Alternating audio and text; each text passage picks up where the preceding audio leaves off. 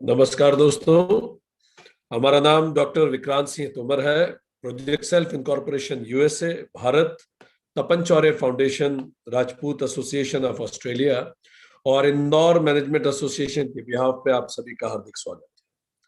दोस्तों, हम Bhagavad Gita series 39वें session पे आज हैं। 18वां अध्याय हम पढ़ रहे हैं और पिछले सेशन में हमने 18वें अध्याय की शुरुआत की थी।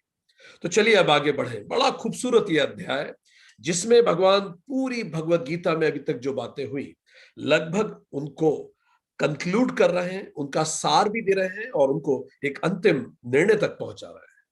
हमने पिछले सेशन में बात की थी कि सन्यासी होने के 4 पॉइंटर्स भगवान ने बताए थे। पहला कि एफर्ट्स लगाएं, पूरा कर्म करें, 100% एफर्ट्स लगाएं।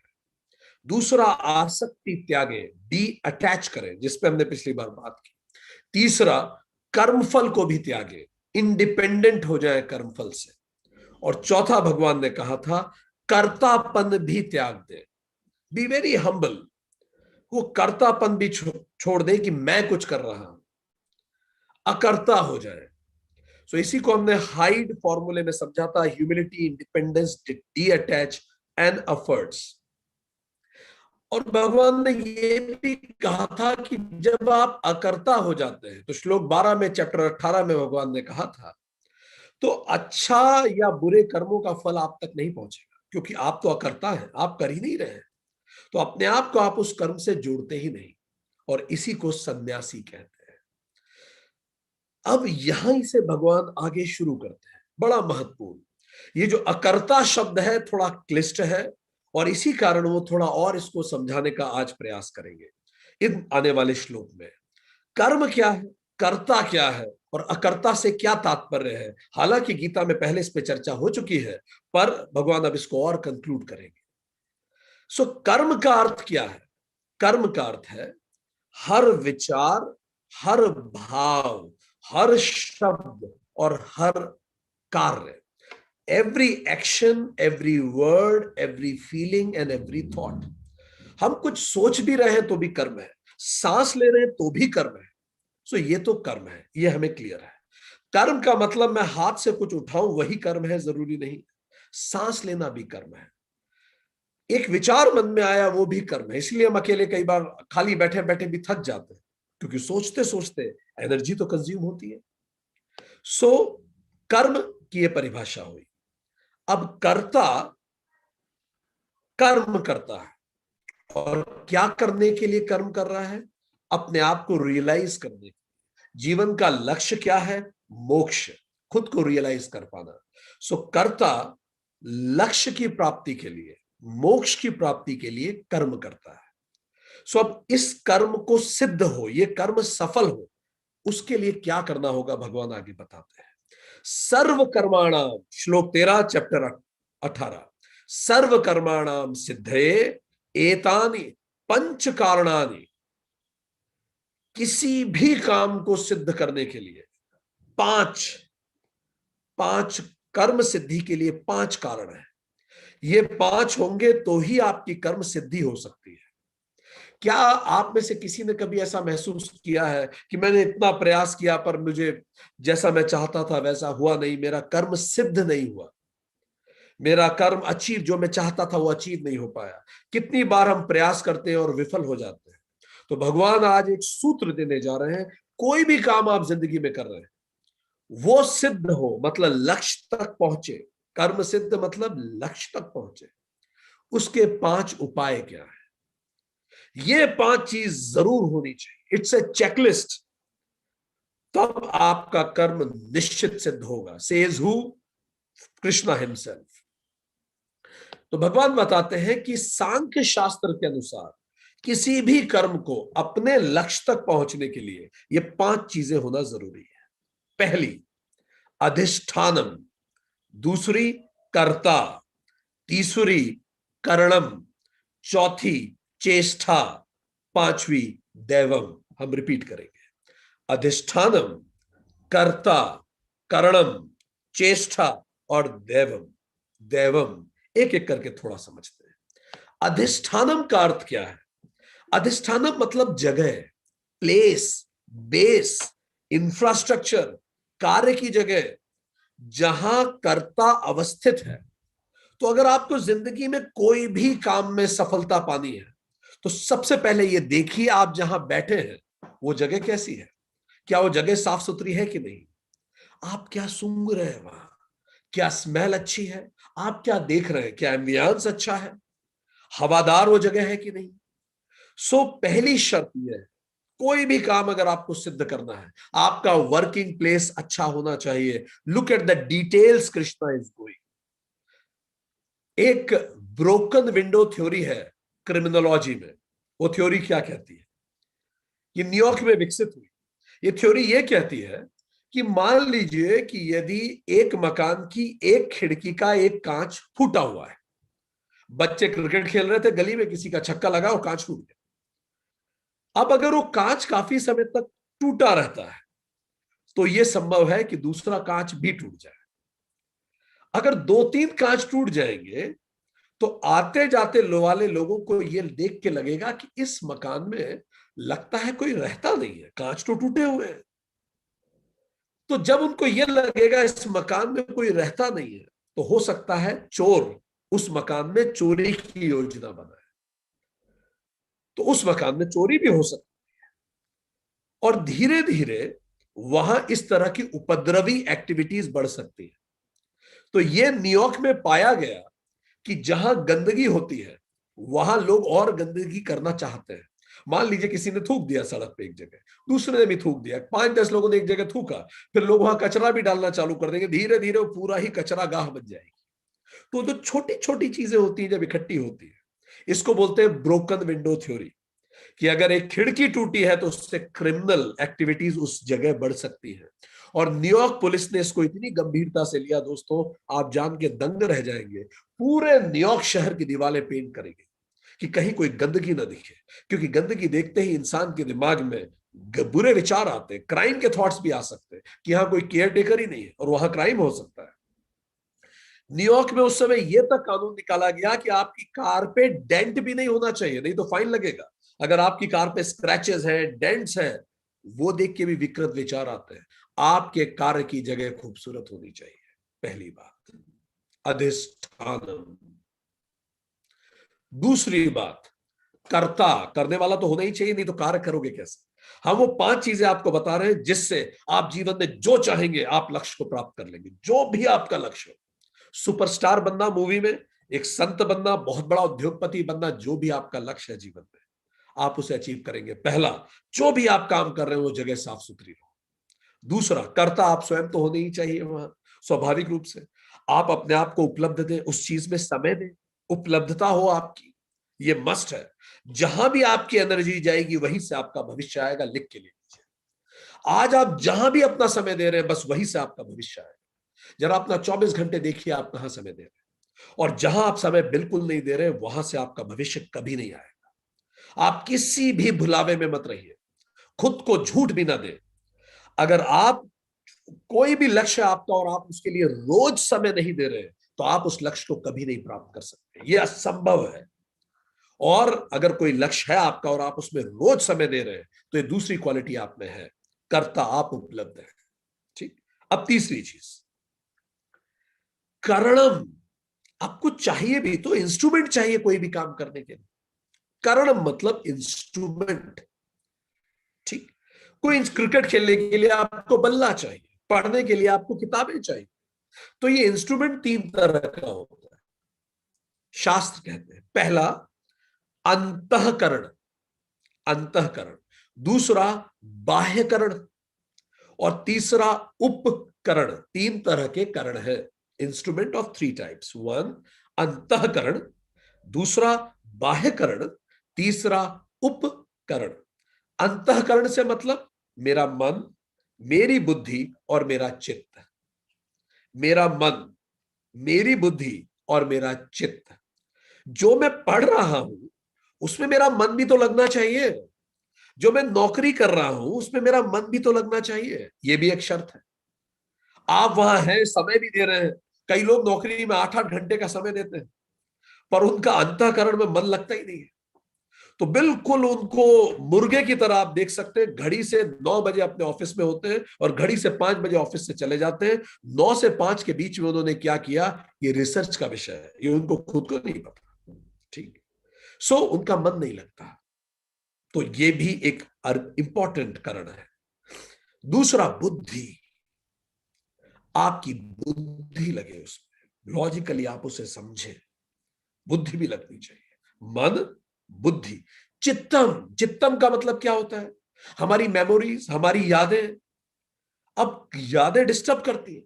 अब मेरा एक कुलीग था, हम उसके साथ काम करते थे फॉर एग्जाम्पल, अब वो कुलीग का कहीं और ट्रांसफर हो गया, अब कंप्यूटर पर बैठ के हम उसके बारे में सोच रहे हैं, यार कितने मजे आते थे। अब आप काम पे फोकस नहीं कर रहे। चित्तम, चित्तम मतलब यादें, मेमोरी, डेटा बैंक, रिकॉर्ड्स। दिमाग में कितने सारे पुराने रिकॉर्ड्स होते हैं, वो बार बार रिकॉर्ड दिमाग से एक्सेस करता रहता है और हम उस समय वहां रहते हैं पर दिमाग से कहीं और होते हैं। And man is where his mind is, मनुष्य वही होता है जहां उसका दिमाग होता है। Even woman is where her mind is. So the point here is, तो करण में पहला करण अंतःकरण वही होना चाहिए आपका, मन, बुद्धि और चित्तम। अभी जैसे आप सेशन अटेंड कर रहे हैं, आपका पूरा मन होना चाहिए और कागज पेन लेके बैठे तभी बुद्धि लगेगी। ठीक। क्योंकि गीता का 18वां अध्याय है, ये सर्वसार है, ये केवल ऐसे ही सुन के नहीं जाया जा सकता। और चित्तम, एकदम से ध्यान में, यार गैस पे कुछ चढ़ा है, अच्छा है वो ध्यान में आ जाए, उसको बंद कर दीजिए। बट चित्तम बार बार आपको डिस्टर्ब कर सकता है, कोई चीज, कोई बात याद आ जाए एंड ध्यान उधर चले जाए, फिर आपका फोकस डिविएट होता है। तो पहला इस करणम में अंतःकरणम, वो वहां होना चाहिए। भगवान बहुत स्पेसिफिकली शर्तें बता रहे हैं, वो कह रहे हैं ये 5 काम कर लो और तुम्हारे लक्ष्य प्राप्ति की जिम्मेदारी मेरी है। आगे सुनिए। दूसरा है बाह्यकरण। बाह्यकरण कौन से होते हैं, 5 ज्ञानेंद्रिया और 5 कर्मेंद्रिया, हाथ, पैर, आंख, नाक, ये सब हम पहले पढ़ चुके हैं। ज्ञानेंद्रिया क्या है, आपकी आंख, नाक, मुंह, कान, त्वचा, ये ज्ञानेंद्रिया है। कर्मेंद्रिया हाथ, पैर, गुदाद्वार, मूत्र द्वार, मुंह, ये सब। तो बाह्यकरण भी उसमें इन्वॉल्व होना चाहिए। अगर आप कुछ पढ़ना चाह रहे हैं, खेलना चाह रहे हैं, तो आपका शरीर भी उसमें इन्वॉल्व होना चाहिए। आप बैठे तो आपकी आंखें उसमें इन्वॉल्व होनी चाहिए, उपयोग होना चाहिए आपके बाह्यकरण का भी, पूरी तरह से फोकस होना चाहिए उसमें। और तीसरा है उपकरण भी होना चाहिए आपके पास वो करने का। उपकरण मतलब अगर पढ़ना है तो आंखें और मन के अतिरिक्त किताब भी तो चाहिए ना, पढ़ोगे कैसे। तो उपकरण मतलब डिवाइस। आपको क्रिकेट खेलना है तो आपकी आंखें, हाथ, पैर, ये जो बाह्यकरण है, मन, बुद्धि के अलावा बल्ला और बॉल भी तो चाहिए, दैट इज कॉल्ड उपकरण। तो ये सब चीजें अनिवार्य है। ये दूसरी शर्त हो गई जिसको हम कहेंगे, तीसरी शर्त करणम, ये हो गया। चौथी इंपॉर्टेंट चीज इज चेष्टा। अब लगातार प्रयास करने की ताकत, एक्शन, जिसको पंच प्राण कहते हैं, प्राण, समान, अपान, व्यान, उदान, पूरा चेष्टा, प्रोसेस, एक्टिविटी भिड़ जाए, फिर चेष्टा करनी पड़ेगी। ये सब कुछ है और आप चेष्टा कर ही नहीं रहे। आज आपने बहुत चेष्टा की, कल आप ठंडे पड़ गए, परसों फिर चेष्टा की, फिर ठंडे पड़ गए, ऐसे नहीं हो सकता, लगातार करना पड़ेगा। ये चौथी शर्त है। ठीक। और रणनीति बना के करना पड़ेगा, स्ट्रैटेजी बना के करना पड़ेगा, लगा स्ट्रैटेजी। इब्राहिम लोदी को बाबर ने तुलुगुमा रणनीति से हरा दिया। एक स्ट्रैटेजी थी, एक रणनीति थी। उसके बाद बाबर ने राणा सांगा को भी उसी रणनीति से हरा दिया। राणा सांगा जी के एक्सपर्ट्स या उनका नेटवर्क इतना स्ट्रांग नहीं था कि उनको पता लग जाता कि वो रणनीति क्या है और वो बचाव कर लेते। जो बच्चे यूपीएससी क्लियर करते हैं वो अक्सर कहते हैं स्टडी से ज्यादा स्ट्रैटेजी इंपॉर्टेंट होती है। बड़े बड़े खेलों में हम देखते हैं, आईपीएल में भी जो बैंगलोर रॉयल चैलेंजर्स थे वो कभी नहीं जीती, जबकि कितने बड़े बड़े सितारे उसकी तरफ से खेलते थे। उनकी स्ट्रैटेजी में कमी थी। और ऐसी ऐसी टीमें आईपीएल जीती जिनके खिलाड़ी बहुत दुनिया भर में फेमस नहीं थे, पर उनकी स्ट्रैटेजी अच्छी थी और टीम वर्क था। तो चेष्टा का मतलब प्रयास, सही दिशा में स्ट्रैटेजी। और अंतिम इज दैवम। जब आपके पास ये सब है तो पांचवा इज दैवम, अदृश्यम। दैवम मतलब अदृश्यम, कोई अदृश्य ताकत, एक्स फैक्टर जिसे कहते हैं, एक्स फैक्टर होना चाहिए आपके साथ। भाग्यम, आपका भाग्य भी आपका साथ देना चाहिए। अनकंट्रोलेबल, जो आप कंट्रोल नहीं कर सकते, वो भी आपके साथ होना चाहिए। अभी विराट कोहली लगातार काफी समय से 0 पे आउट हो रहे हैं, बाकी सब है उनके पास, पर अभी शायद एक्स फैक्टर कहीं मिस हो जाता है। सबका होता है कभी ना कभी। रविन्द्रनाथ टैगोर जी भारत में जब एक जॉर्ज द फिफ्थ आए थे, उनके सम्मान में एक कविता रविन्द्रनाथ टैगोर जी ने लिखी थी। वो जॉर्ज द फिफ्थ को बहुत पसंद आई। जॉर्ज द फिफ्थ ने टैगोर साहब को बुला के अलग से उनसे बात की और काफी प्रभावित हुए रविन्द्रनाथ टैगोर से।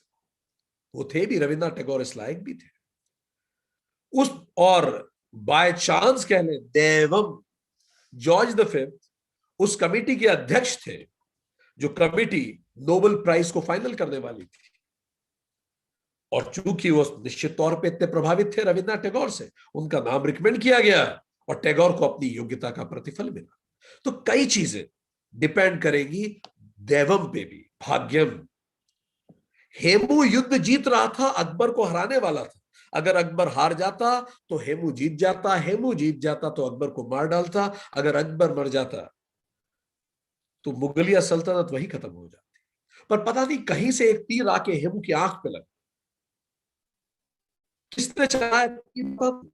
हेमू हाथी से नीचे गिरा, गिरफ्तार हो गया। अकबर ने हेमू को गिरफ्तार कर लिया। हारते हारते अकबर जीत गया, हेमू का कत्ल हो गया, अकबर आजम बन गया। आज तक इतिहासकार लिखते हैं वो तीर किसने चलाया था जिसने हिंदुस्तान की तकदीर पलट के रख दी? दैवम। तो कई चीजें होती है जो हमारे कंट्रोल में नहीं होती। तो ये 5 चीजें आपके साथ होनी चाहिए। अधिष्ठानम, कर्ता आप खुद, करणम, अंतःकरणम, बाह्यकरणम, उपकरणम, चेष्टा और दैवम। चलिए समझिए, जैसे अभी आप ये क्लास अटेंड कर रहे हैं, तो अधिष्ठानम क्या है? जूम, इसमें आना पड़ा आपको, यही तो हम हैं, आप भी इसी में है। जूम मी हम है, नहीं तो क्लास होती नहीं। ठीक। फिर मन, अगर हम हमारी पॉइंट ऑफ व्यू से बताएं तो हम मन से पढ़ा रहे, नहीं तो नहीं पढ़ा सकते थे। आंखें, ये मन क्या हो गया हमारा? अंतःकरण। बाह्यकरण हमारे हाथ पैर, ये जो आप देख पा रहे हैं, एवरीथिंग इज इन्वॉल्व। उपकरण क्या है? ये कंप्यूटर।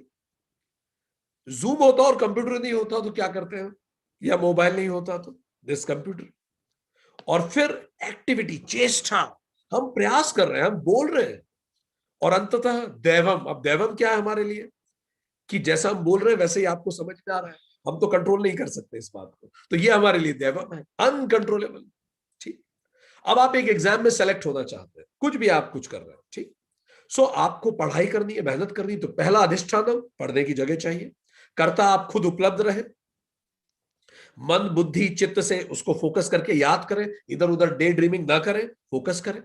सेंसेस, हाथ पैर को वहां लगा के रखें थोड़ा, वेट, सिट बैक। फिर उपकरण, किताबें चाहिए। प्रोसेस, स्ट्रेटेजी बनाइए, कैसे पढ़ना है, कितना कोर्स कब खत्म करना है।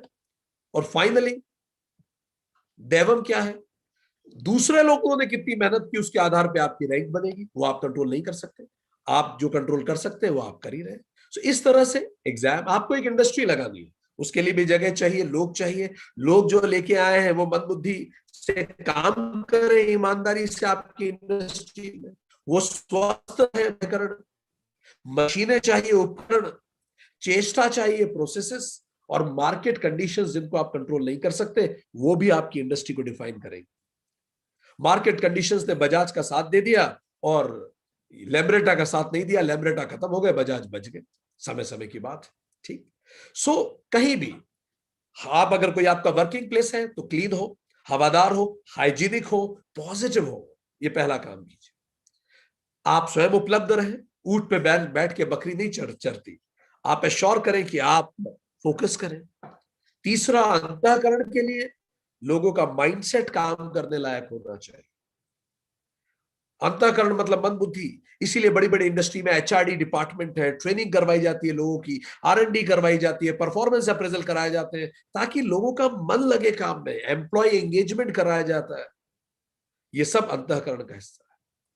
बाह्यकरण में भी उनको हेल्दी रखने के लिए एक प्रयास किए जाते हैं, उनका मेडिकल चेकअप एंड ऑल। उपकरण क्या है इंडस्ट्री में? मशीन, मटेरियल, टेक्नोलॉजी, सैप, लैन, वैन नेटवर्क, ये सब क्या है? उपकरण है। ये भी चाहिए। चेष्टा चाहिए, एक सिस्टम बनाना पड़ेगा आपको अपनी industry, and system should work. SOP, standard operating procedures बनाने पड़ेंगे, मेथड्स, रूल्स, रेगुलेशंस, प्रोसेसेस, जिसको ईओक्यू कहते हैं, economic order quantity, just in time, JIT, ERP, enterprise price resource planning, six sigma, kaizen, lean management, S5S, आप कितने नाम है, ये सब वही तो है। चेष्टा। और आखिरी इज दैवम, मार्केट कंडीशंस, उस पे छोड़िए। सो ये तो बड़े बाहर की चीजों में। चलिए, आपको ध्यान ही लगाना है, आपका लक्ष्य है मोक्ष को प्राप्त करना, खुद को रियलाइज करना, तो उसमें क्या चाहिए? ये शरीर तो चाहिए ही, जन्म तो लेना ही पड़ेगा, तभी हम, तो पहला अधिष्ठानम ये शरीर हो गया। देखिए, रिलेटिव है सब कुछ, शरीर अधिष्ठानम है, तो फिर उसमें कर्ता कौन? ये सोल, वो करता है। फिर मन बुद्धि चित्त से मैं ध्यान लगाऊं बैठ के, आंखों में कुछ और गुना घूमने लगे, फिर 5 कर्मेंद्रियां और 5 ज्ञानेंद्रियाओं को बंद कर लूं, आंख बंद करूं, ऐसी जगह बैठूं जहां स्किन में ज्यादा कुछ रिएक्शन ना हो, मैं शांत रह सकूं। ठीक। फिर उपकरण क्या है? शरीर ही फिर उपकरण है। चेष्टा क्या है? प्राणायाम, तप, ध्यान। और देवम क्या है? मेरे पूर्व जन्म के कर्म मेरी साधना में मेरा साथ देंगे। अगर मेरे पूर्व जन्म के कर्म, मेरे वासनाएं, मेरी यात्रा ऐसी रही है, तो मेरी ध्यान तुरंत लग जाएगा, अन्यथा नहीं लगेगा। सो इस तरह से आपने देखा कि भगवान ने बताया 5 इज मस्ट। तो जब भी कोई काम करने बैठे, ये चेकलिस्ट हम आपको दे रहे हैं। इसको और सिंप्लीफाई करने के लिए you can call it 6M method. 6M method. First is movement place, जहां मूव करते हैं, जहां भी आप मूव कर रहे हैं, आपकी जो जगह है वो साफ सुथरी, हवादार और इजी होनी चाहिए, पहला। ठीक। दूसरा, मैन, व्यक्ति उपलब्ध हो, आप उपलब्ध हो, तो पहला मूवमेंट प्लेस, दूसरा मैन, तीसरा माइंडसेट, आपका मन बुद्धि चित्त में कोई डिस्ट्रैक्शन ना हो, चौथा मशीन्स, आपके पास सारे इक्विपमेंट्स हो, पढ़ाई करनी है तो नोट्स हो, इंडस्ट्री चलानी है तो मशीनें हो, ध्यान करना हो तो आपका शरीर स्वस्थ हो। ठीक। मेथड्स, अब कितनी सारी टेक्निक्स है ध्यान की, प्रोडक्शन की बहुत सारी टेक्निक्स है, पढ़ाई की टेक्निक्स है। मेथड मतलब चेष्टा, तप, मेहनत, स्ट्रैटेजी। ठीक। और अंतिम, market, Devam. You can't control it, market forces will control.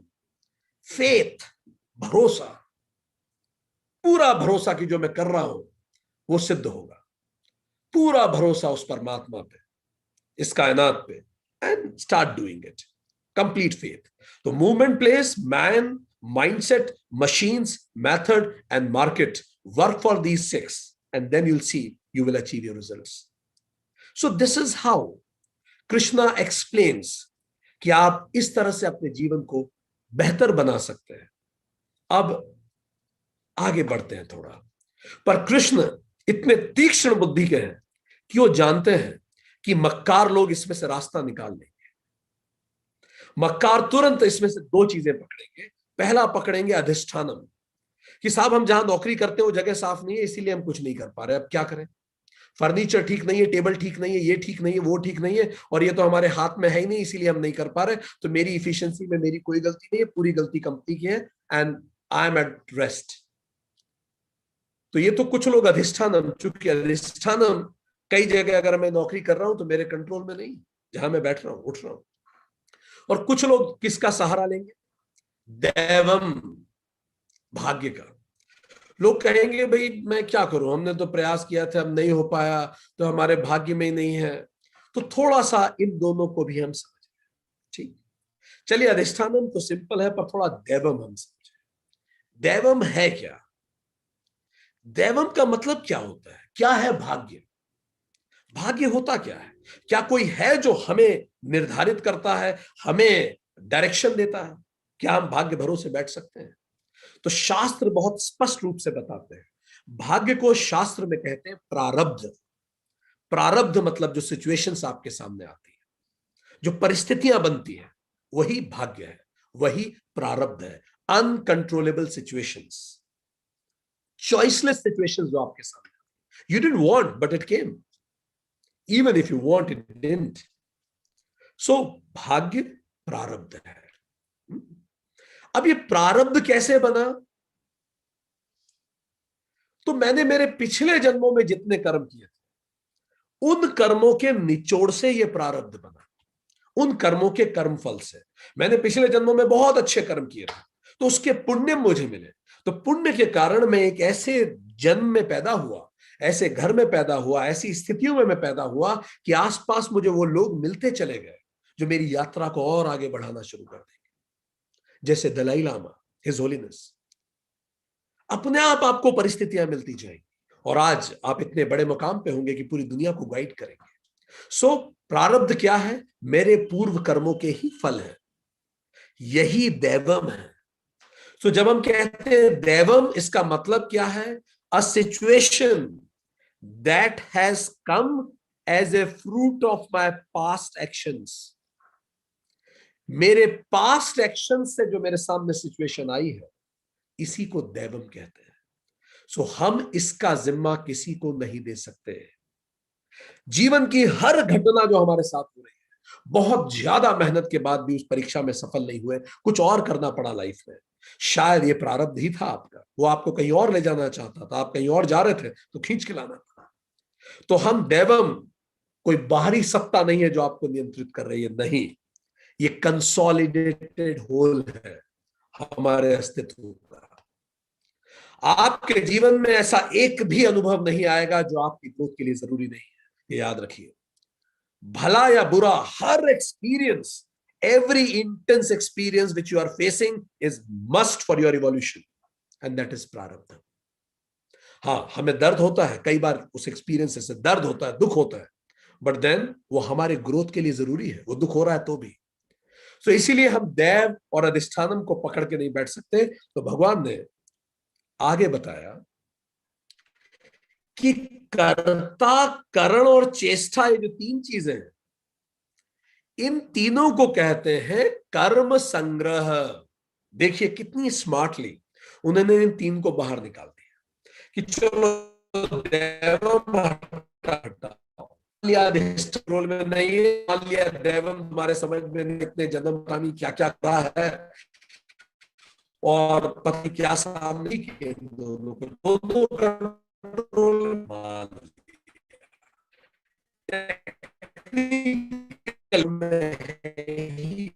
For loose argument. तो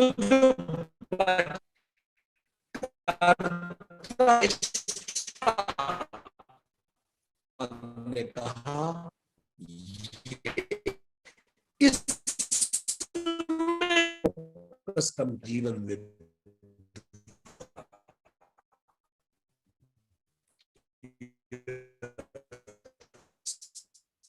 सर आपका नेटवर्क थोड़ा सा प्रॉब्लम कर रहा है।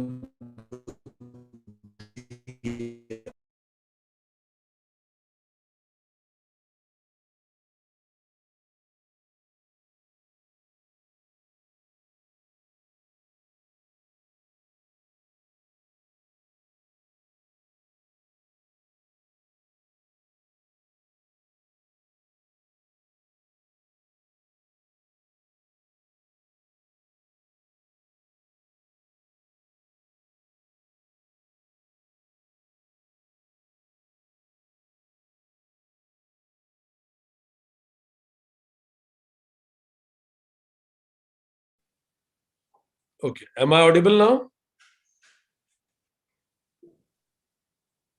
Yeah. Perfect. So कहां तक आखिरी बात कान में पहुंची थी वो बता दें, तो उससे ही हम शुरू करते हैं फिर से।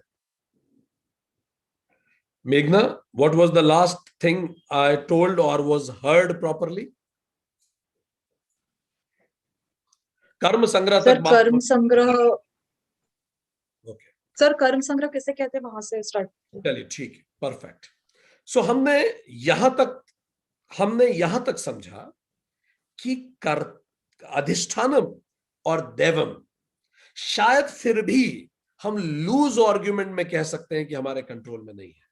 ठीक, लूज आर्ग्यूमेंट है, वो भी कोई सही आर्ग्यूमेंट नहीं है। बट स्टिल कर्ता करणम और चेष्टा में तो आप ये नहीं कह सकते, ये तो 100% आपके कंट्रोल में है, इसमें तो कोई आपके पास बहाना भी नहीं है।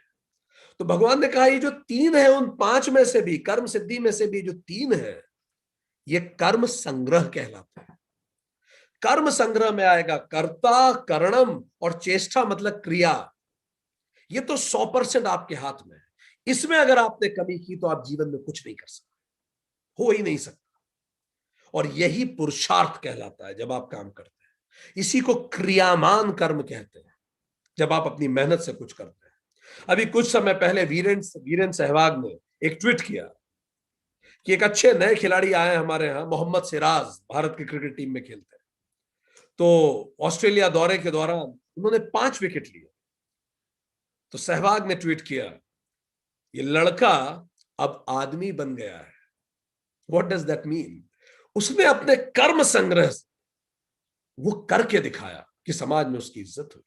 किरण बेदी जी जब नई नई आईपीएस हुई थी, दिल्ली में जब उनकी पोस्टिंग हुई थी, तो उनके कमिश्नर ने उन्हें कहा था, जब उन्होंने एक अग्निकांड में किसी की जान बचाई, जान पे खेल कर उन्होंने अपनी ड्यूटी को निष्पादित किया, तब उनके कमिश्नर ने उनसे, अब तुम एक लड़की से साहब बन गई हो सकता है ये बाकी ऑफिसर्स तुम्हें कल की लड़की कहते हो अभी तक, पर अब तुम्हारे पराक्रम से तुमने सिद्ध किया कि तुम साहब हो। सो हमें सिद्ध करना पड़ता है, और उसका रास्ता कर्म संग्रह, कर्ता, करणम और क्रिया, चेष्टा, ये तीनों जरूरी है, जिसको हमने पहले बताया। No blame game.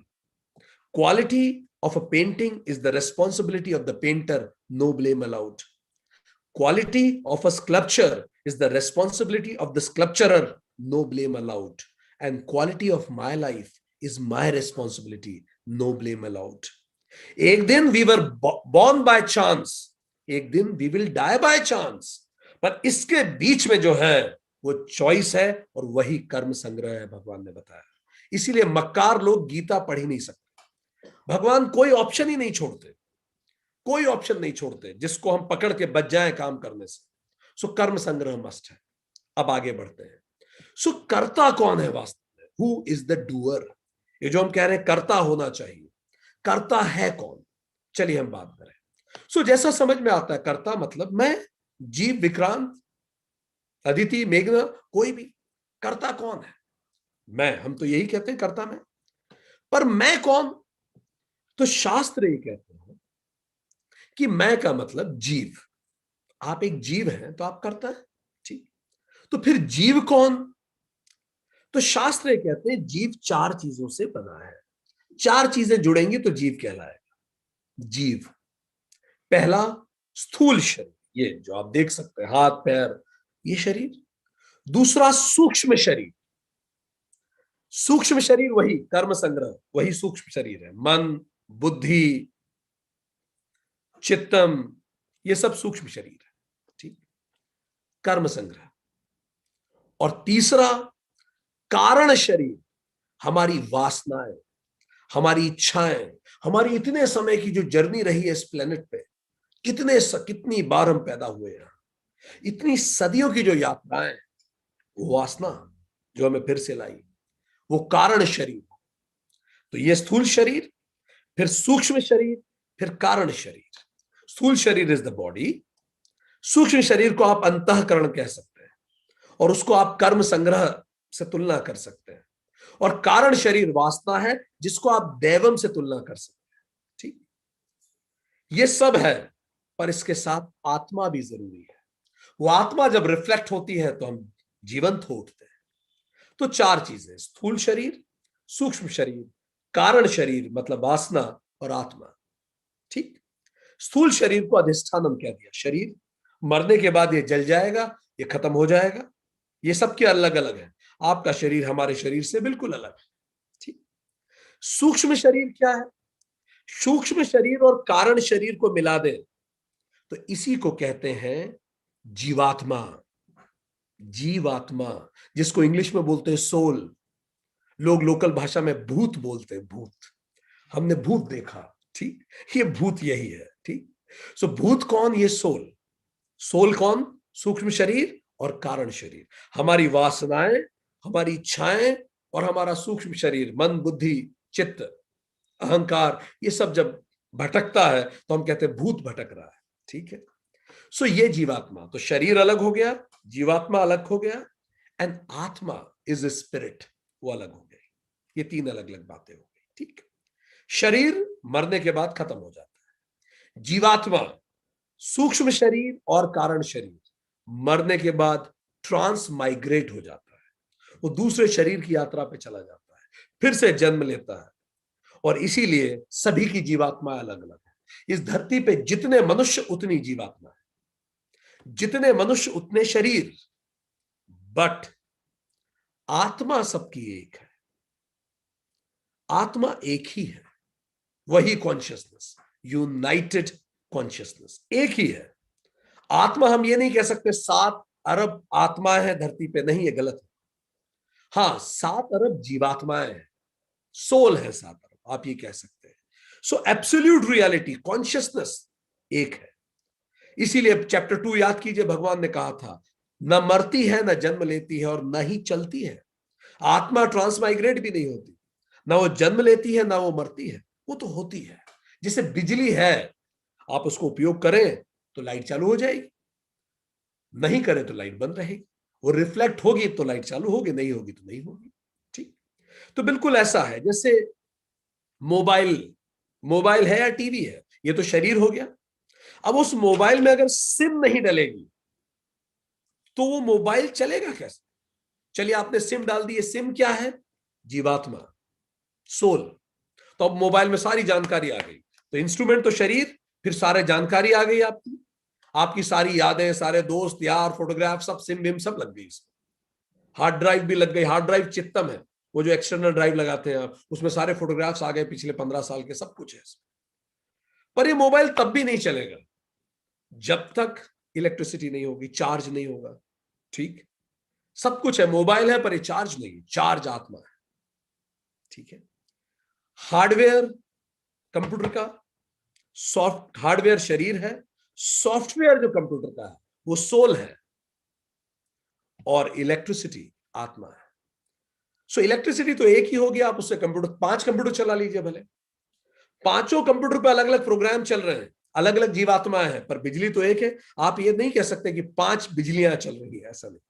5 कंप्यूटर्स हैं, 5 सॉफ्टवेयर्स, 5 जीवात्मा है, 5 भूत है, 5 अलग अलग डिवाइसेस है, टर्मिनल्स, 5 शरीर है, 5 जीवात्मा है, पर आत्मा एक है। सो भगवान ने यह समझाया कि जीव का मतलब क्या है? स्थूल शरीर, सूक्ष्म शरीर, कारण शरीर और आत्मा, इन चारों को मिला दे तो ये जीव कहते हैं हम उसे। ठीक। तो अब इन चारों में से कर्ता कौन है? जब हम कहते हैं कर्ता होना चाहिए, कर्ता कौन है? तो क्या है शरीर? तो क्या हम ये कहेंगे कि मोबाइल अपने आप कुछ कर लेगा? नहीं कर सकता। इसका जब तक आप बटन नहीं दबाएंगे, बेकार है, डेड डिवाइस है। You have to, somebody has to handle it. Mobile, TV, hardware inert, dead है। हम जानते हैं शरीर तो करता हो ही नहीं सकता। ठीक। हाथ में कैसे कह दूं करता है? कोई है ना जो हाथ को बताता है मोबाइल उठाना है या पेन उठाना है? तो हाथ तो करता नहीं, हाथ तो केवल मशीन है जो एग्जीक्यूट कर रही है। इसके पीछे कौन है जो उसको आदेश दे रहा है? वही तो करता होगा। तो फिर अधिष्ठानम या शरीर तो हटा दीजिए, अब क्या आत्मा करता है? तो आत्मा करता इसीलिए नहीं हो सकती क्योंकि कर्म तो सबके अलग अलग है, जबकि आत्मा सबकी एक है। तो अगर आत्मा सबकी एक होती तो कर्म भी सबके एक जैसे होते। तो इसका मतलब आत्मा सब, ये आत्मा करता नहीं है, क्योंकि अगर आत्मा करता होती तो सब एक जैसे कर्म करते, क्योंकि कर्म सबके अलग अलग है। ठीक। इलेक्ट्रिसिटी कब डिसाइड करती है कि आप उसको वॉशरूम में जलाने वाले हैं या मंदिर में जलाने वाले हैं? बिजली की थोड़ा कोई मन होता है, आप उससे वॉशिंग मशीन चला लीजिए, टीवी चला लीजिए, तो बिजली तो करता नहीं है। इंक थोड़ी डिसाइड करती है कि आप इससे क्या लिखें। इस पेन में जो इंक है वो थोड़ी निर्धारित करेगी कि आप इससे गीतांजलि लिखेंगे या कोई अपशब्द लिखेंगे। इंक थोड़ी डिसाइड करती है। तो इंक को आप नहीं कह सकते कि ये करता है। तो आत्मा भी करता नहीं, शरीर भी करता नहीं, तो अब बचा कौन? भूत, सोल, जीवात्मा। ठीक है, जब शरीर है तो हम उसे जीवात्मा कह देते हैं, शरीर हटा दो तो हम उसे भूत कह देते हैं। तो क्या ये भूत, ये जीवात्मा, ये सोल करता है?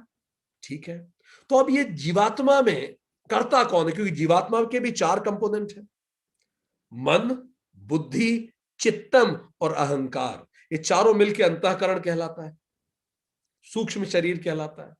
तो मन, बुद्धि, चित्त और अहंकार, इन चारों में से भी करता कौन है? अगर जीवात्मा करता है ये हम समझ गए, पर इन चारों में से करता कौन है? क्या मन करता है? मन क्या काम करता है? मन इज द प्रोसेसिंग क्लर्क। जितनी जानकारी आती है मन उसे प्रोसेस करता है। एक अभी उदाहरण से अपन समझेंगे हम क्या ढूंढ रहे हैं। ये करता कौन है जिसको अकर्ता बनने की बात हो रही है? So let's try to understand करता है कौन, तो अकर्ता को समझेंगे। ठीक, सो मन इज द प्रोसेसिंग क्लर्क। जितनी जानकारी आती है मन उसको इकट्ठा करता है और उसे प्रोसेस करता है। ठीक, चित्तम क्या है? रिकॉर्ड कीपर, अकाउंटेंट, जितने सारा रिकॉर्ड रखता है। जिनका चित्तम ज्यादा एक्टिवेट होता है वो भूलते नहीं है। एक बार आप उससे कट्टी कर लीजिए, आप उससे बात मत कीजिए, आप उसको कुछ कह दिए, जिंदगी भर नहीं भूलेगा, तूने उस दिन मेरे साथ ऐसा। ये कौन है जिसका रिकॉर्ड कीपिंग जबरदस्त है? भूलते ही नहीं है। ये खुद से भी परेशान होते हैं इस बारे में। तीसरा, बुद्धि। बुद्धि इज द डिसीजन मेकर। तो क्या डिसीजन मेकर करता है, या रिकॉर्ड कीपर, या फिर प्रोसेसिंग क्लर्क, या फिर अंतिम अहंकार, वो करता है? अहंकार मतलब आइडेंटिटी। अब थोड़ा हम इसको आगे समझाते हैं। श्लोक 16 में भगवान कहते हैं, जो अशुद्ध बुद्धि वाला मनुष्य आत्मा को कर्ता समझता है वह यथार्थ नहीं समझता। फिर से हम कहें, जो अशुद्ध बुद्धि वाला मनुष्य आत्मा को कर्ता समझता है वो सही नहीं समझता, क्योंकि आत्मा तो कर्ता होती नहीं है, जीवात्मा कर्ता होती है। अब हम बात कर रहे हैं जीवात्मा में भी कर्ता कौन है। ठीक है, तो चलिए जरा हम समझें। चलते हैं ऑस्ट्रेलिया, चलते हैं। ठीक, ऑस्ट्रेलिया में राष्ट्रगान गाया जा रहा है, भारतीय क्रिकेट टीम खड़ी है। अचानक मोहम्मद सिराज रोने लगते हैं राष्ट्रगान। अब सब लोग चकित हैं। राष्ट्रगान में तो गर्व होना चाहिए, डिटर्मिनेशन होना चाहिए जीतने का। रोने की तो कोई बात नहीं है इस समय। बाकी सब लोगों को गर्व फील हो रहा है, मोहम्मद सिराज की आंखों से आंसू निकल रहे हैं। अब जरा नोटिस कीजिए, एक ही आवाज सुनाई दे रही है सबको राष्ट्रगान की। मतलब इंद्रियां तो एक ही चीज बता रही हैं, मन तक जानकारी तो एक ही पहुंच रही है, पर अब जैसे ही राष्ट्रगान कान में गया, एक होता है चित्तम, हमने बोला ना अकाउंटेंट, रिकॉर्ड कीपर, उसने तुरंत रिकॉर्ड निकाल के बताया विराट कोहली को, ये देखिए लास्ट टाइम भी राष्ट्रगान हुआ था, आपको बहुत गर्व महसूस हुआ था, आप फिर से गर्व महसूस कीजिए, आप हमेशा गर्व महसूस करते हैं। ये कौन बता रहा है? अंदर की यादें। पर मोहम्मद सिराज का अकाउंट कीपर कुछ और बता रहा है। मोहम्मद सिराज का अकाउंट कीपर बता रहा है कि मोहम्मद सिराज का अकाउंट कीपर यह बता रहा है कि उसके पिताजी उसको ये कहते थे, बेटा जब तू भारत के लिए खेलेगा और तू वहां खड़े होके राष्ट्रगान गाएगा मैदान में इस देश के लिए, तब मेरा रोम रोम पुलकित हो जाएगा। और मोहम्मद सिराज के पिताजी इस ऑस्ट्रेलिया दौरे के कुछ समय ही पहले एक्सपायर हो गए।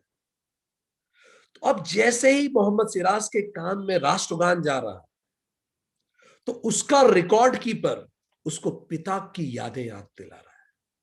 अब वही राष्ट्रगान, क्योंकि दोनों के रिकॉर्ड कीपर अलग है, चित्तम, तो विराट कोहली पास में खड़ा है, उसका चित्तम कुछ और याद दिला रहा है और मोहम्मद सिराज को अलग याद दिला रहा है। अब इससे भाव क्या आ रहे हैं, मन कैसा हो रहा है? विराट कोहली के मन में गर्व आ रहा है और मोहम्मद सिराज के मन में यह आ रहा है, काश मेरे पिता मुझे देखते आज खेलते हुए, उन्हें कितना गर्व होता है। तो उसे दुख हो रहा है, he is missing his father. देखिए मन कितना अलग हो गया। अब जैसा मन हुआ वैसे ही फिर बुद्धि चलती है। कई बार लगता है कि यार I am not that lucky कि मेरे पिताजी इस धरती पे हैं। फिर वैसे विचार आते। सो जरा नोटिस कीजिए क्या हुआ।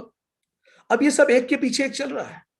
अब ये विचार आया कि मैं लकी हूं कि देश के लिए खेल रहा हूं, विराट कोहली के मन में। और उस क्षण ही सिराज के मन में विचार आया, आई एम सो अनलकी कि मेरे पिताजी इस मैच को देख नहीं पा रहे। दोनों अपनी जगह सही है। ये विचार आया, बुद्धि ऐसी चली। पर ये विचार क्यों आ रहा है, ये बुद्धि को कौन प्रेरित कर रहा है? थोड़ा और पीछे चलते हैं। वासना, इच्छाएं। काहे की इच्छा? प्रेम की इच्छा, सुरक्षा की इच्छा। हर व्यक्ति के अंदर एक वासना होती है कि दुनिया मुझे प्रेम करे, मुझे प्रेम मिले, अपने माता पिता का, अपने दोस्तों का, अपने आसपास के लोगों का प्रेम मिले। हर व्यक्ति प्रेम चाहता है। तो यही एक इच्छा, प्रेम सुरक्षा दे। तो ये वासना इस सब ड्रामे के पीछे इच्छा। ठीक, ये इच्छा क्यों आ रही है, ये वासना क्यों है सब में? सबको प्रेम चाहिए, सम्मान चाहिए, सबको सुरक्षा चाहिए। और पीछे चलते हैं, हम कर्ता ढूंढ रहे हैं। ठीक, तो चलिए यहां तक तो पहुंचे कि वासना है। वासना के पीछे कारण क्या है? कारण यह समझ है कि मैं शरीर हूं, मैं एक शरीर हूं और मैं अलग हूं बाकियों से। यह नहीं समझ पाना कि मैं आत्मा हूं और सबकी आत्मा एक है, मैं एक ही हूं। अहम ब्रह्मास्मि, हम सब एक ही हैं। वो नहीं समझ पाना। यह समझना कि मैं शरीर हूं और मैं उससे अलग हूं। और जैसे ही मैं उससे अलग हूं तो अपने आप मुझे डर लगेगा कि मुझे सुरक्षा चाहिए, उससे कंपटीशन होगी, जेलसी होगी, राइवलरी होगी, और इस तरह से जीवन उस दिशा में बढ़ने लगेगा। सो मैं पृथक हूं, मैं क्या हूं, इसी को अहंकार कहते हैं। How do I identify my self? मैं खुद को कैसे आइडेंटिफाई करता? How do I identify my self? अब मैं खुद को जैसा देखता हूं, मैं दुनिया को बिल्कुल वैसा ही देखूंगा जैसा मैं खुद को देखूंगा। How do I see myself? I will see the world alike. Raman Maharshi से किसी ने पूछा, भगवान सशरीर होते हैं कि अशरीर होते हैं? निर्गुण होता है भगवान या फिर सगुण होता है? तो रमन महर्षि ने मुस्कुरा के कहा, अगर तुम खुद को शरीर मानते हो तो फिर भगवान का भी शरीर होता है, और अगर तुम खुद को केवल आत्मा मानते हो तो उसका कोई शरीर नहीं है, वो ब्रह्म है। फिर तो मैं कैसे देखता हूं, वैसा ही मैं दुनिया को देखता हूं। जब मुझे लगता है मैं अलग हूं तो मुझे प्रोटेक्शन चाहिए, मुझे डर लगता है, मुझे रिलेशनशिप प्रोटेक्शन देते हैं, और इसके लिए मैं एक्ट करता हूं। तो अंतिम कर्ता कौन हुआ? अंतिम कर्ता मेरा अहंकार, मेरी आईनेस। तो अंतिम कर्ता इज अहंकार। आईनेस अंतिम कर्ता है, जो मुझको बाकियों से अलग बताता है। और मैं अलग होता हूं तो मेरे अंदर अंदर वासना आती है सुरक्षा की। वासना फिर मेरी मन बुद्धि चित्त को प्रभावित करती है और मेरा जीवन, और मैं कर्म शुरू कर देता हूं। तो शास्त्र कहते हैं कर्ता ये अहंकार है। जैसे एक छोटा सा एक्सपेरिमेंट, हम आपसे पूछें, आप अपने बच्चों को भी कहिए, ये फिल इन द ब्लैंक, इसको भरिए पूरा। मैं डैश डैश डैश हूं, मैं कौन हूं? कोई कहेगा मैं गोरा हूं, काला हूं, सुंदर हूं, कुरूप हूं, स्वस्थ हूं, बीमार हूं, लंबा हूं, छोटा हूं, मोटा हूं, दुबला हूं, युवा हूं, बच्चा हूं, बुजुर्ग हूं, स्त्री हूं, पुरुष हूं। ये जितने भी उत्तर हैं, ये क्या है? अन्नमय कोश। अन्नमय कोश। वेदांता सीरीज 14 अटेंड कीजिए, इसमें डिटेल में बातचीत हो गई। तो मैं किसको मैं कहता हूं? ठीक। फिर दूसरा, कोई कह सकता है मैं ऊर्जावान हूं या आलसी हूं, ये प्राणमय कोश है। ठीक। कोई कहता है मैं बड़ा खुश हूं, दुखी हूं, उदास हूं, ये मनोमय कोश है। कोई कहता है मैं कम्युनिस्ट हूं, कैपिटलिस्ट हूं, सोशलिस्ट हूं, नेशनलिस्ट हूं, ये विज्ञानमय कोश है। और कोई ये कहे, जब हम सो जाते हैं तो मैं अपने आप से डिस्कनेक्ट हो जाता हूं। डीप स्लीप में क्या होता है, मैं खत्म हो जाता है, मुझे ध्यान ही नहीं रहता। सपने में तो फिर भी मैं जिंदा रहता है। जब आप गहरी नींद में आते तो आपको थोड़ी ध्यान रहता है आप मोटे हो, छोटे हो, काले हो, गोरे हो, लड़का हो, लड़की हो, थोड़ी याद रहता है। डीप स्लीप में आप सब कुछ भूल जाते हो। तो जैसे ही मैं खत्म होता है, देखिए कितनी चैन मिलता है, कितना फ्रेश हम फील करते हैं। और इसीलिए इसको कहते हैं आनंदमय कोश, ब्लिस फील होती है डीप स्लीप में, क्योंकि मैं खत्म हो जाता है। ये सारा बवाल की जड़ ही ये मैं हूं। ठीक। सो जैसा मैं वैसी दुनिया, मैं खुद को जैसा देखता हूं, मैं खुद को जो मानता हूं वैसी दुनिया होगी। जैसे एक बच्चा इजराइल में पैदा हो गया, अब वो कहां पैदा होगा वो तो डिसाइड नहीं होगा ना इस तरह से, वो तो कहीं भी पैदा हो सकता है। तो ये बच्चा इजराइल में पैदा, अब जैसे ये इजराइल में पैदा, ठीक, तो इसने कौन सी कहानियां सुनी, इसको घर में क्या कहानियां सुनाई जाएंगी बताइए। इसको कहानियां सुनाई जाएंगी कि हम ज्यू हैं, हम इजरायली लोग हैं, यहूदी हैं। और कहानियां क्या सुनाई जाएंगी, अरब ने हम पे अटैक किया, अरब ने बहुत बुरा किया हमारे साथ, हमारे कितने लोगों को मारा अरब ने, इसलिए अरब बुरे हैं, हमारे साथ बहुत बुरा हुआ। अब एक 10 साल का बच्चा बचपन से समझ के बड़ा होगा, बहुत बुरा किया अरब ने। अरब ने व्यक्तिगत रूप से वो किसी अरब से मिला भी नहीं है जीवन में, और वो नफरत से भर के अरब से पैदा। भारत में बचपन से बताया जाएगा पाकिस्तान ने बहुत बुरा किया। अब भले भारतीय बच्चा किसी पाकिस्तानी से कभी मिला भी नहीं होगा, और उसको क्रोध रहेगा, और फिर क्या, हम बदला लेंगे। ठीक। अब इसका उल्टा, एक बच्चा अरब में पैदा हुआ तो उसको क्या बताया जाएगा, तुम अरब हो। फिर उसको कौन सी कहानियां सुनाई जाएंगी, याद कीजिए। ज्यू ने अटैक किया था हम पे, यहूदियों ने अटैक किया, उन्होंने हमारी जमीन हमसे छीन, इजराइल पूरा देश बना दिया, हमें बेघर कर दिया। वो बहुत बुरे हैं, हमारे साथ बुरा हुआ। तो वो भी 10 साल का बच्चा अरब में समझ जाएगा हमारे साथ बहुत बुरा हुआ, हम बदला लेंगे। अब आप देख रहे हैं कैसे मन का टेक्सचर बदल जाता है। और इसमें वो बच्चे का क्या दोष है, वो तो पैदा हुआ वहां। क्योंकि हमारे पास कितने सारे अहंकार हैं, हम क्या क्या बोलते हैं, मैं हिंदू हूं, मैं भारतीय हूं, मैं लोक सेवक हूं, मैं खिलाड़ी हूं, मैं एशियन हूं, मैं इंसान हूं, जो जो है हम सब उसको सिखा देते हैं। इससे मेरे मन का टेक्सचर बदलता है। अब जरा लॉ ऑफ कर्मा आपको पता है कैसे काम करेगा। लॉ ऑफ कर्मा ऐसे काम करेगा कि जो बंदा इस बार अरब में पैदा हुआ, अगली बार ये इजराइल में पैदा होगा। ठीक है, अरब में पूरा जीवन जिया इसने, इजराइल को बुरा बोलने में, बदला लेने में, अब अगली बार ये इजराइल में पैदा होगा। ये समझने के लिए कि इजराइल में भी इंसान बसते हैं, वहां भी लोग हैं, वहां भी मां अपने बच्चे को प्रेम करती है, वहां भी लोग रिश्तों के लिए सेंसिटिव हैं, वो दोनों देखेगा। उसके बाद जब लाइफ बिटवीन लाइफ में जाएगा तो उसको समझ में आएगा, हाँ यार अब मुझे गेम समझ में आया है, ये तो फालतू का अहंकार का चर्चा था, आईनेस, मैं अरब हूं तो मुझे ये खराब लगा। So whatever you resist shall persist. आपने अगर किसी चीज से भयंकर नफरत की इस जीवन में, मान के चलिए अगला जन्म वो बुक हो चुका है। भयंकर नफरत या भयंकर प्रेम। आपको अगर ये लगता है कि स्त्रियां अच्छी पदों पे नहीं जा सकती, स्त्रियों में पुरुषों जितनी बुद्धि नहीं होती, आप बुकिंग करवा रहे हैं अगले जन्म में स्त्री बनने के लिए, लिख के ले लीजिए। अगले जन्म में आप स्त्री बनेंगे, उसके बाद स्त्री बन के पूरा जीवन जी के देखेंगे और रियलाइज करेंगे नहीं यार, स्त्रियां भी बहुत कैपेबल होती है, बिल्कुल पुरुषों के बराबर होती है। क्योंकि आप ऐसे नहीं समझ रहे तो आप वैसे समझेंगे। This is how the the bigger picture works. So हमें रेडीमेड आइडेंटिटी मिलती है, कहानियों के रूप में दोस्त मिल जाते हैं, दुश्मन मिल जाते हैं। इसी को कहते हैं कलरिंग ऑफ माइंड, और हमारा दिमाग कलर्ड हो जाता है।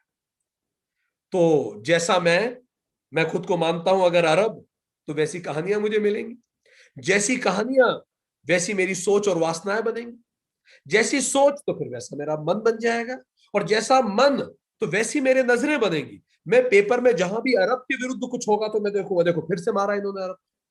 मैं ढूंढ ढूंढ के इंटरनेट पे वही चीजें देखूंगा जो मेरे विचार से जुड़ी हुए विचार है। ठीक, वैसी मेरी नजरें होंगी, वैसे ही नजारे बनेंगे, और वैसी ही पूरी दुनिया बन जाएगी। ठीक, इसी को हम जातिवाद कहते हैं, कास्टिज्म। इसी को हम धर्मों पे लड़ते हैं, यही तो कर रहे हैं हम सब। श्लोक 15 में भगवान कहते हैं, मनुष्य वाणी, मन और शरीर से शास्त्र अनुकूल या प्रतिकूल जो भी कर्म करता है वो इन्हीं पांचों के कारण करता है, वो जो कर्म सिद्धि के पांच। इन्हीं के कारण आप जो कुछ कर रहे हैं, अगर आप किसी देश के जिंदाबाद के नारे लगा रहे हैं, उसका यही कारण है, और आप किसी देश के मुर्दाबाद के नारे लगा रहे हैं, आप यही कारण है। आप ऐसा कीजिए, आप अमेरिका में जाके रहिए 10 साल, और आप फिर वहां देखिए, आपको स्वतः रशिया पसंद आना बंद हो जाए। 24 घंटे जब आप सीएनएन पे देखेंगे कि रशियन ने ये गलत किया, रशिया में डेमोक्रेसी नहीं है, रशिया में ये नहीं है, रशिया में वो नहीं है, अब धीरे धीरे आपको समझ में आने लगेगा। टीवी पे आप देखेंगे, मूवीज में देखेंगे, मूवीज में भी जेम्स बॉन्ड की मूवीज आप देखेंगे, और आप देखेंगे जेम्स बॉन्ड की मूवीज में, सारी मूवीज में जाके रशिया ही बुरा होता है। जेम्स बॉन्ड जाता है और रशिया में अटैक करता है, और रशिया बुरे लोग होते हैं। सारी जेम्स बॉन्ड की मूवीज देख लीजिए, अगेंस्ट कम्युनिस्ट। ठीक। सो धीरे धीरे आप किसी भी देश में चले जाइए, आप दूसरे देश में जाइए, इस देश का ऐसा केवल यूएस के बारे में स्पेसिफिक नहीं है, it is about every nation. So this is the programming, दिमाग की प्रोग्रामिंग होने लगती है, हमें रंग दिया जाता है और हमें लगता है हम स्वतंत्र हैं अपनी सोच में। हम बिल्कुल स्वतंत्र नहीं है अपनी सोच में। ठीक। और अतः कर्ता कौन है? अहंकार। अहंकार मीन्स आईनेस, मैं खुद को क्या मानता हूं। ठीक। जीवात्मा करता है, और जीवात्मा में भी अहंकार करता है। तो अगर कर्ता जीवात्मा है, तो फिर भोक्ता भी जीवात्मा ही होगा, जो करेगा वही तो भोगेगा। तो शरीर ना तो करता है ना भोगता है, वो आता है, जल जाता है, खत्म हो जाता है, या दफना दिया जाता है। तो भोक्ता कौन है? जीवात्मा। इसलिए बार बार जन्म लेती है। कब तक? जब तक वो सीख न ले, बार बार भोगेगी अपने कर्मों को, जाएगी फिर वापस आएगी। इसीलिए मृत्यु कर्मों से छुटकारा नहीं देगी, ये लंबा केस चलेगा, जीवन दर जीवन, जब तक अद्वैत समझ में ना आ जाए, जब तक सारे जेंडर एक ना दिखने लगे, जब तक सारे देश एक ना दिखने लगे, जब तक सारे लोग एक ना दिखने लगे, जब तक सारे धर्म एक ना दिखने लगे, जब तक सारे प्राणी एक ना दिखने लगे, जब तक समस्त भूत एक ना दिखने लगे, तब तक ये चक्कर चलता ही रहेगा, जब तक आत्मा में हम अवस्थित ना हो जाए। तो हमें इस अपने आईनेस को तोड़ना है, लिमिटेड आइडेंटिटी को तोड़ना है। श्लोक 16 में भगवान कहते हैं, जो मनुष्य अशुद्ध बुद्धि के कारण आत्मा को कर्ता समझता है, वो गलत समझता है। गलत है, आत्मा कर्ता नहीं है, जीवात्मा करता है। और भगवान कहते हैं, अर्जुन तुम अकर्ता बन जाओ, अपनी इस लिमिटेड आइडेंटिटी को तोड़ दो। ये जो तुम्हारा लिमिटेड ईगो है कि मैं बस यही हूं, इसको तोड़ो। तुम ये पूरी कायनात हो, you are this whole world. एक सूफी कहावत है, मैं बड़ी पसंद आती है, a sage battles with his own ego. एक संत अपने अंदर के अहंकार को तोड़ने का प्रयास करता है, उस लिमिटेड आइडेंटिटी को तोड़ने का प्रयास करता है। और एक मूर्ख, अ फूल बैटल्स एवरीवन एल्स। और एक मूर्ख क्या करता है? दूसरों के अहंकार को तोड़ने का प्रयास करता है। तो अगर आप दूसरों के अहंकार को तोड़ने का प्रयास कर रहे हैं, तो सूफी कहावत कहती है कि ये मूर्ख लोग करते हैं। और संत क्या करते हैं? संत का फोकस होता है अपने अंदर के अहंकार को तोड़ना। कैसे तोड़ा जाएगा? तो सोल्यूशन क्या है? Upgrade in consciousness. अपग्रेड हो जाइए कॉन्शियसनेस में। A slight high in consciousness and the site will be different. थोड़ा सा ऊपर उठिए कॉन्शियसनेस में, नजारे ही पूरे बदल जाएंगे। कैसे उठते हैं कॉन्शियसनेस में? जब हमारी लिमिटेड आइडेंटिटी है, मैं राजपूत हूं तो मुझे ब्राह्मण दिखेगा, ठीक, मैं थोड़ा और ऊपर उठ जाऊं, फिर मैं कहूं कि नहीं मैं राजपूत में विश्वास नहीं रखता, मैं महाराष्ट्रियन हूं, तो फिर मुझे गुजराती दिखने लगे। अच्छा, मैं महाराष्ट्रियन हूं, गुजराती हूं। मैं थोड़ा और ऊपर उठूं कॉन्शियसनेस में, नहीं मैं गुजराती नहीं, मेरी आई की डेफिनेशन बड़ा कर रहा हूं मैं, ठीक, मैं भारतीय हूं, तो फिर मुझे पाकिस्तानी दिखने लगे। नहीं नहीं नहीं, मैं ऐसा नहीं, मैं और बड़ी डेफिनेशन, मैं मुस्लिम हूं, तो फिर मुझे क्रिश्चियन दिखने लगे। थोड़ा और ऊपर, मैं गोरा हूं, तो मुझे दुनिया के सारे काले दिखने लगे। मैं गोरा हूं तो कोई काले है।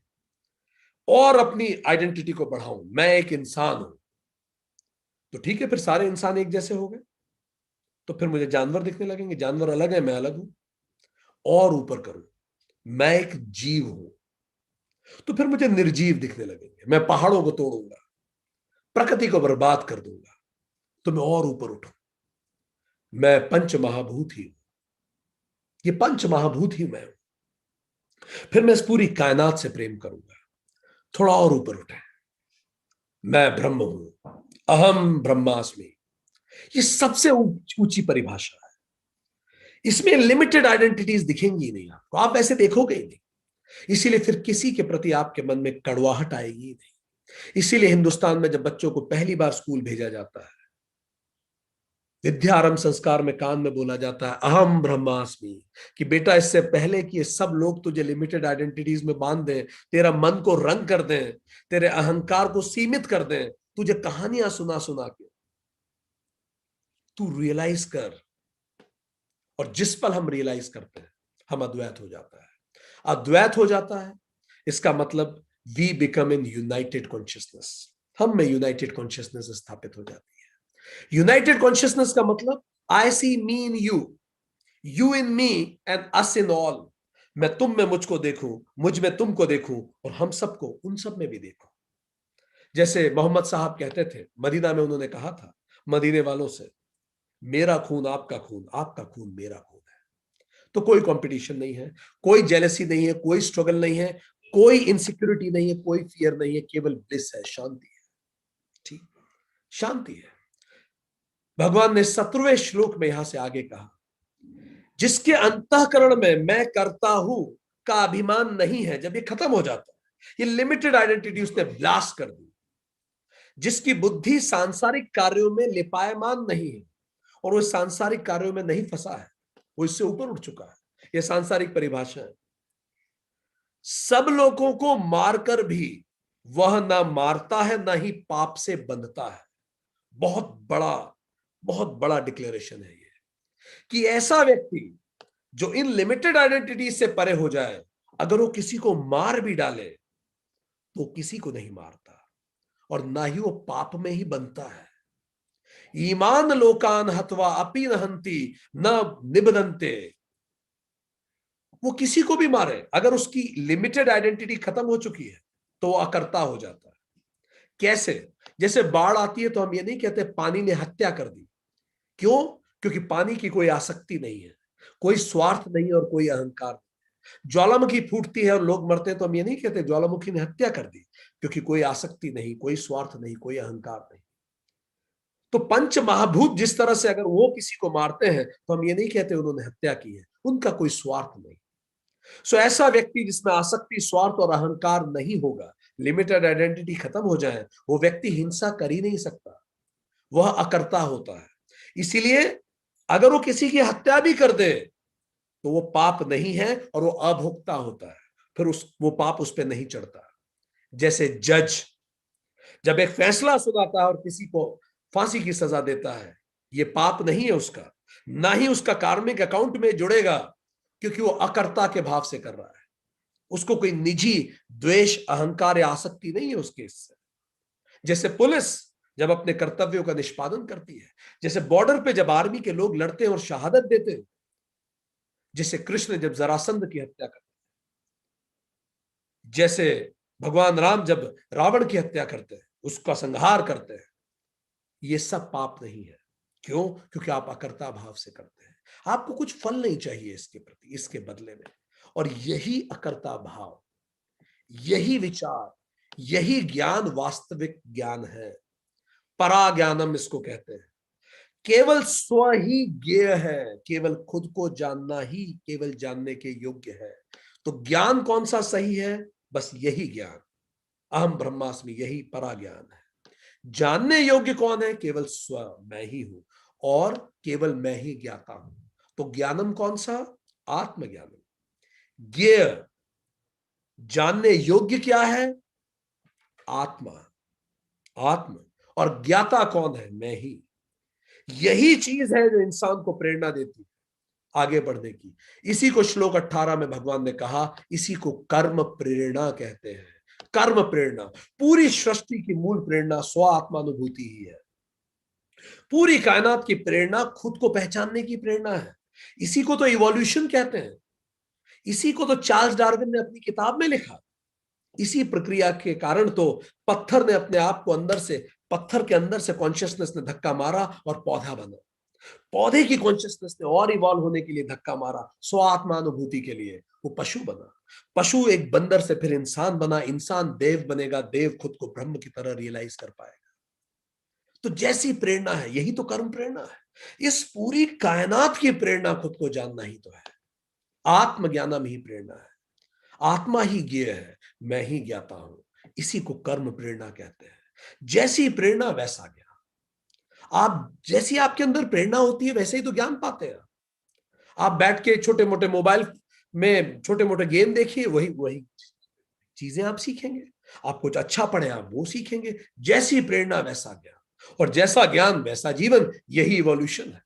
एक सूफी संत ने कितना सुंदर कहा है, फितूर होता है हर उम्र में जुदा जुदा, फितूर होता है हर उम्र में जुदा जुदा, खिलौने, इश्क, पैसा, फिर खुदा खुदा। सो रियलाइज योर, फितूर होता है हर उम्र में जुदा जुदा, खिलौने, इश्क, पैसा, और फिर खुदा खुदा।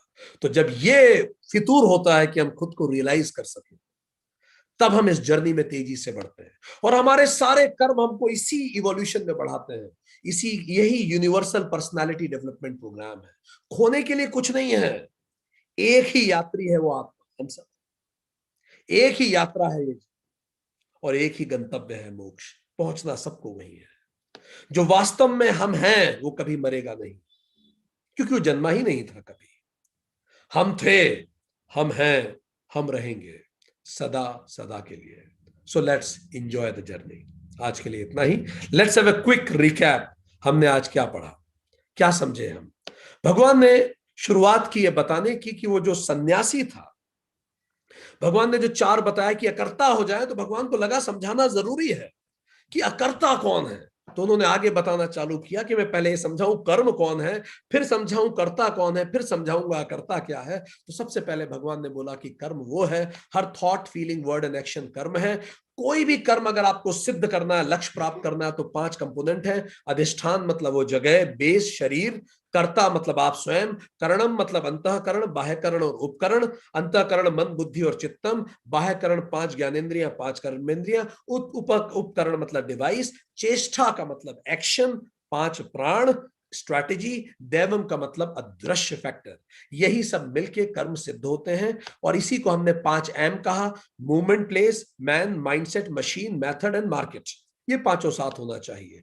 पर अधिष्ठानम कई बार हम कह सकते हैं, कुछ कई बार हमारे कंट्रोल में नहीं है, और लोग कहते हैं कि दैवम तो फिर भाग्य हो गया। भगवान ने उसको भी समझाने का प्रयास किया कि दैवम का मतलब ही यह है।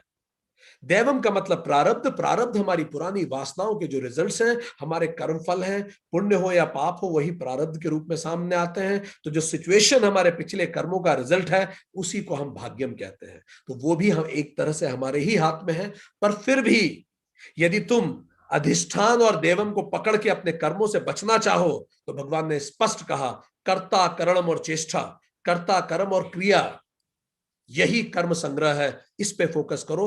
जिसने इसको नहीं किया, उसका पूरा जीवन बेकार हो जाएगा। और जानना है, वेदांत सीरीज का 15 अवस्था त्रय पढ़िए। और कर्म सिद्धि को डिटेल में जानना है, वेदांता सीरीज 13 शरीर त्रय पढ़िए। कर्ता कौन है फिर भगवान इलॉबरेट करते हैं। तो कर्ता मतलब जीव, जीव का मतलब स्थूल शरीर, सूक्ष्म शरीर, कारण शरीर और आत्मा। स्थूल शरीर शरीर है, सूक्ष्म शरीर अंतःकरण है, और कारण शरीर वासना है। सूक्ष्म और कारण शरीर को जोड़ दे तो इसी को हम जीवात्मा या सोल कहते हैं। आत्मा इज द स्पिरिट। आत्मा सारे ब्रह्मांड की एक ही है, पर जीवात्मा जितने लोग उतनी जीवात्मा, शरीर जितने लोग उतने शरीर। शरीर खत्म हो जाता है मृत्यु के बाद, जीवात्मा ट्रांसमाइग्रेट करती है, और आत्मा न कभी जन्म लेती है न कभी मृत्यु होती है। इस पे पहले बात हो चुकी है। तो कर्ता कौन है। शरीर निश्चित तौर पे नहीं है, क्योंकि शरीर अपने आप कुछ नहीं कर सकता।